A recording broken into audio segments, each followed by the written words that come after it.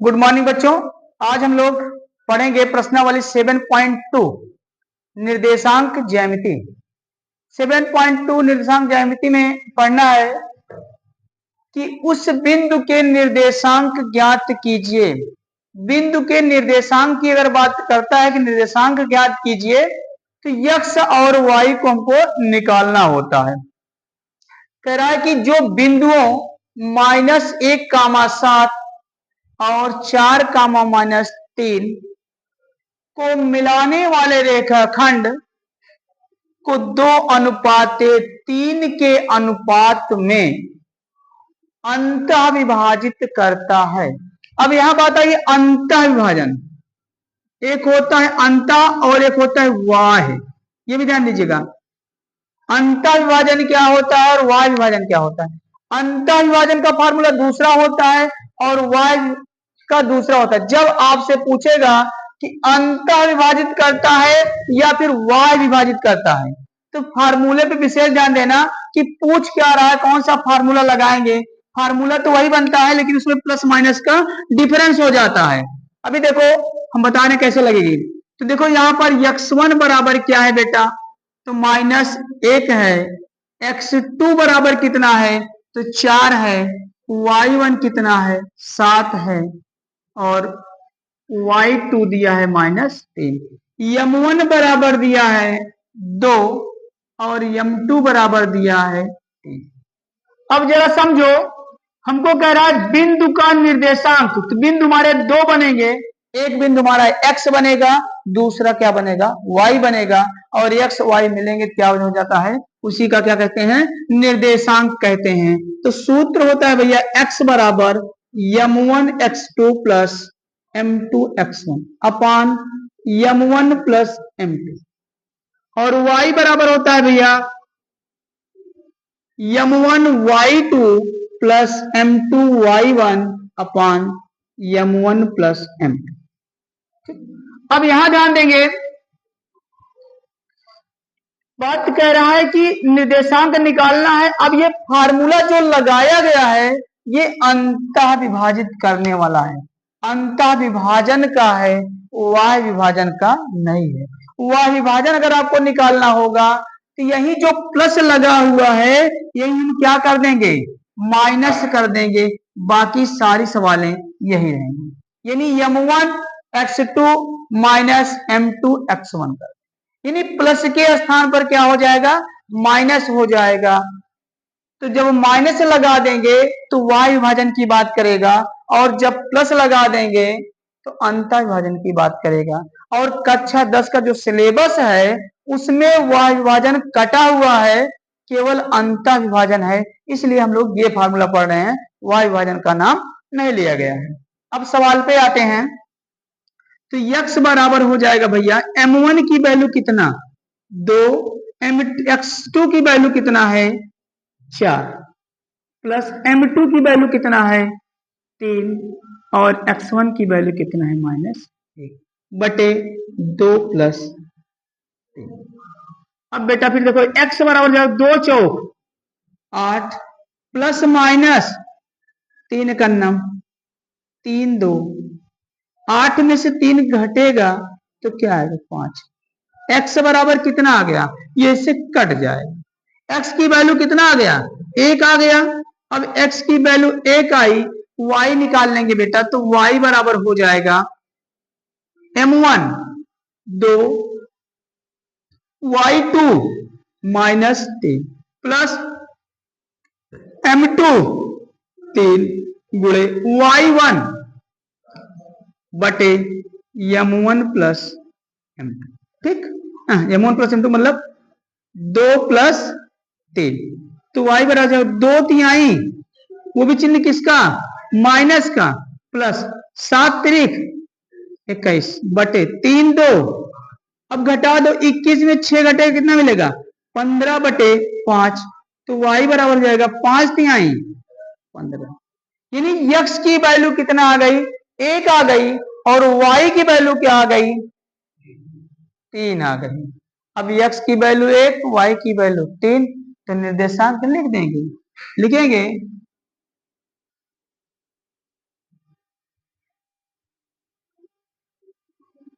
निर्देशांक बराबर क्या हो जाएगा 1,3। सवाल लेंगे आपका निर्देशांक क्या आया 1,3 आ गया। सवाल नंबर 2, बिंदुओं 4,1 और -2, -3 को जोड़ने वाले रेखाखंड को समत्रिभाजित करने वाले, देखो इसको समत्रिभाजित करने वाले बिंदुओं के निर्देशांक ज्ञात हैं।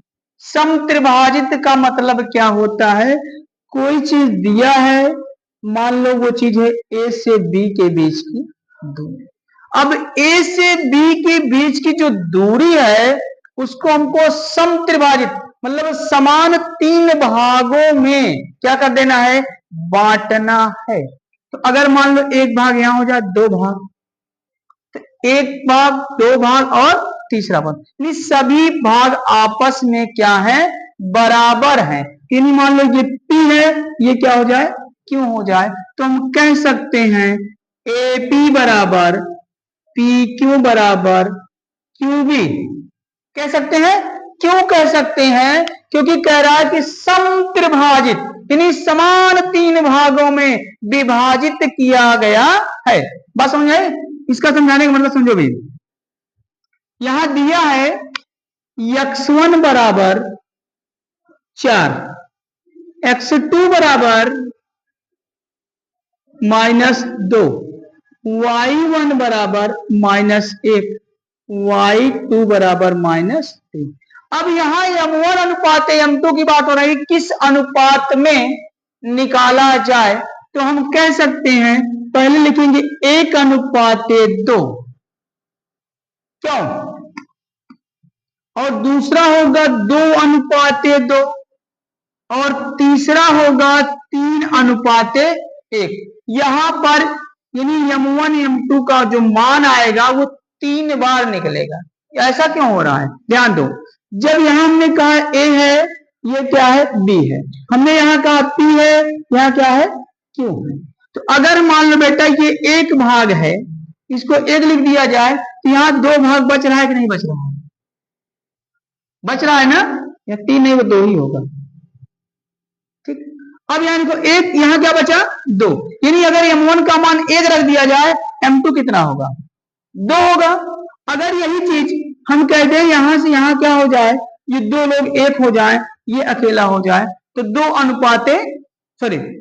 अनुपाते क्या हो जाएगा 1 हो जाएगा। यानी एक बार 1:2 निकलेगा, फिर क्या निकलेगा 2:1 निकलेगा। यहां 2 आंसर आना चाहिए। अब यहां देखो लिख सकते हैं m1 बराबर 1, m2 बराबर 2, फिर कहेंगे m1 बराबर 2, m2 बराबर 1। बस समझ आया। अब देखो सूत्र लगा दो, x बराबर क्या, x लिखे AP लिखे, AP बराबर क्या हो जाएगा, नहीं तो निशान निकालें, चलो x बराबर हो जाएगा m1 x2 plus m2 x1 अपान m1 प्लस m2। अब देखो m1 की वैल्यू कितना रखेंगे, 1 गुणे x2 की वैल्यू -2 प्लस m2 की वैल्यू 2, x1 की वैल्यू 4 बटे 1 प्लस 2। तो x बराबर हो जाएगा -2 प्लस 8 बटे की 3। तो x बराबर 8 में से 2 गया, 6 बटे की 3, x बराबर निकल के आया। अब दूसरा y निकाल लेंगे, तो y बराबर m1 y2 plus m2 y1 अपान m1 प्लस m2। अब यहां y बराबर हो जाएगा m1 की वैल्यू कितना, यही रहेगा 1 गुणे y2 की वैल्यू -3 प्लस 2 गुणे -1 बटे 1 प्लस 2। समझ में आया। तब यहां y बराबर हो जाएगा 3 का नाम -3, 2 का नाम -2 बटे 3। y बराबर हो जाएगा 3 2 चिन्ह लगेगा माइनस का, तो y बराबर आ गया -5 बटे अब अगला निकलेगा, ये निशान निकला एपी, ये पी के लिए निकला, पी का निर्देशांक बराबर क्या हो गया बेटा, 2, -5/3 ये निकल गया। अब फिर निकालेंगे क्यू का निशान, क्योंकि 3 भागों में बांटा हुआ है ना, तो 3 का निशान क्या हो जाएगा। अब इसके लिए x1 x2 y1 y2 वही रहेगा, केवल चेंज होगा तो m1 और m2 चेंज हो जाएगा। अब यहां क्या हो जाएगा, x बराबर m1 x2 plus m2 x1 अपान m1 प्लस m2। अब x बराबर m1 कितना हो जाएगा बेटा, यहाँ पर 2 गुणे x2 कितना है -2 प्लस m2 कितना है 1 गुणे x1 कितना है 4 बटे 2 प्लस 1, तो x बराबर हो जाएगा 2 दूनी 4 प्लस 4 बटे 3, x बराबर 0 बटे 3, तो x की वैल्यू क्या आई, देखो वैल्यू चेंज हो गई। अभी आपने क्या कहा, 1:2 था तो उत्तर आया था 2, अब ये हो गया 2:1, आंसर क्या जा रहा है 0 आ जा रहा है ना।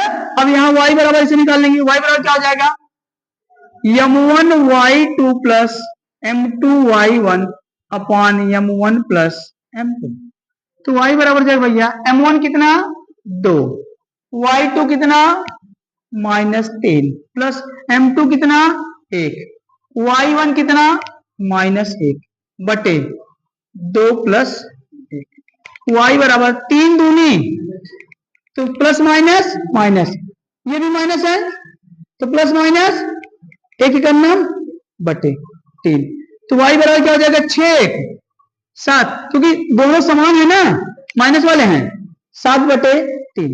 अब यहां देखो y की वैल्यू क्या आ गई, -7/3 आया। अब यहां कहेंगे q का निर्देशांक बराबर 0, -7/3 क्या हुआ, फिर समझो एक बार। P का निशान कितना निकला 2, -5/3 और Q का निशान निकला 0, -7/3। ये कितने के लिए कहा था, समत्रिभाजित, ऐसे और बढ़ाएगा तो उसकी वैल्यू क्या हो जाएगी, बढ़ती चली जाएगी। ठीक है, 4 भागों में 8 भागों में, तो जितने ही भाग बढ़ाएगा उतना पहले एक पार्ट